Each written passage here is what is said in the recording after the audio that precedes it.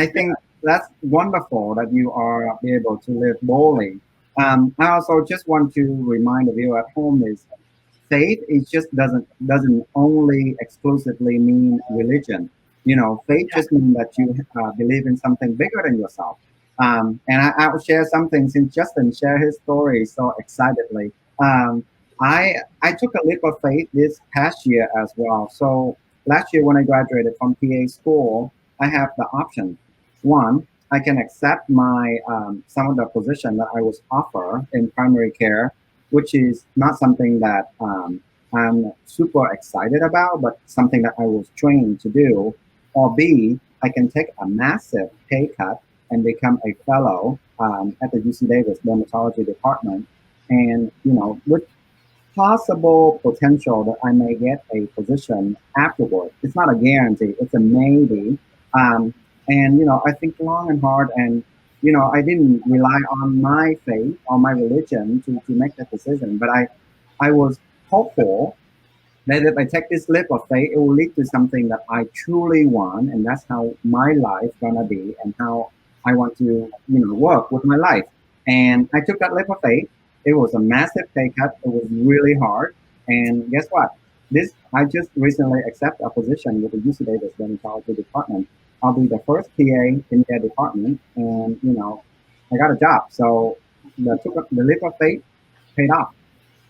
Come on, Patrick, that deserves some snaps, man. And only if they knew the journey it took to actually get there, we could talk for days about our background and what brought us to this moment here, and just everything that we had to face along the way to get to where we want to go now. And it really makes me think about this question, and I want to ask you guys as well. Do you think that?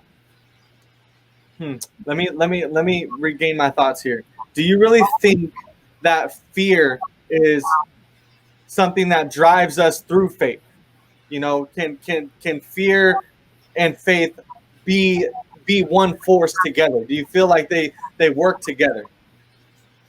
Yeah, I do. It's just like you said when you took that leap of faith. I believe it was middle school for me. In middle school, I took a leap of faith and I went to Florida. I believe it was about 4 or 5 days, and that was my first trip alone, going without my mom.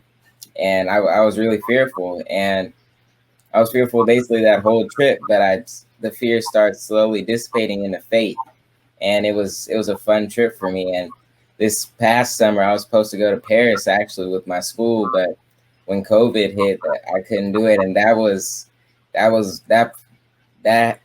that gave me a lot more fear because I was supposed to go to Paris and I was supposed to go to Mexico for trips. And then when the whole COVID thing hit, I was fearful of both of those trips a lot. And I kept having nightmares and stuff that things happen. But now that I think about it, I know that I need to have faith, especially if we go next year, because I'll have a lot of fun. And I know that I'll meet new people. And even though my mom won't be there, I'll still be able to contact my mom. I can write stories to my mom and give them to her when I come back. So I think like I said, you have to replace that fear with faith. Love it. Love it. To me, faith and fear go along the same guidelines as like yin and yang or life and death. You can't really have one without having the other. Because if you take away one, it kind of slowly starts diminishing the meaning of the other one. Like, you can't fully live a life if you don't know the meaning of death. You can't fully live in faith if you don't know the meaning of fear. So they very much collaborate with each other in order for people to just stay humble and stay amongst themselves and to really thrive throughout the world. Because if you live a world of just only fear, then you're never going to take that risk to step that boundary. But if you live that world of only faith, then you have nothing to fear. You have nothing to keep you grounded because you'll think you'll just be on top of everything and on top of the world. When in actuality, people aren't. We are flawed people, but that's just what makes us great. Say it, Jaren. Say it, Jaren. You should have your own show, man. Both of you and Shamar. You take the words right out of my mouth. I was just about to use the analogy of, light and shadow. You cannot have one without the other. And the other another analogy that you can use is success and failure, right? If you have always been successful in every single thing in your life, when you do eventually experience a failure, you wouldn't know how to handle it. So well said, Jaren, and I appreciate that trend of thoughts a lot because it's really bring it back to the idea of fear and faith.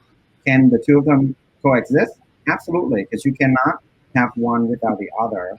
And when we move forward, especially next year, 2021, um, I think it will be important to have that little bit of fear because it will keep us in check and stay vigilant until everybody is protected, but also have that faith that it will be a better year. Right, right. And I think what I've digested from listening to you all in closing is that it is okay to be fearful. It's okay to be fearful, but it's not okay to let our fears consume us and keep us away from bettering ourselves. Life is scary. Life is scary, but that's also the most beautiful thing about life is because we're constantly in a tango with fear and faith every day. And the choice to face your fears fearlessly is how we live boldly. And I want to thank Patrick. I want to thank Jaren. I want to thank Shamar for all of your incredible, incredible insight. And I want to thank especially you at home for joining us and tuning in for another episode of the BB Dub Youth Chat Series. If you want to enjoy more Brother Be Well content, please visit our website at mentalhealthca.org. As always, I'm your host, Justin Martinez. Until next time, remember, brother, be well.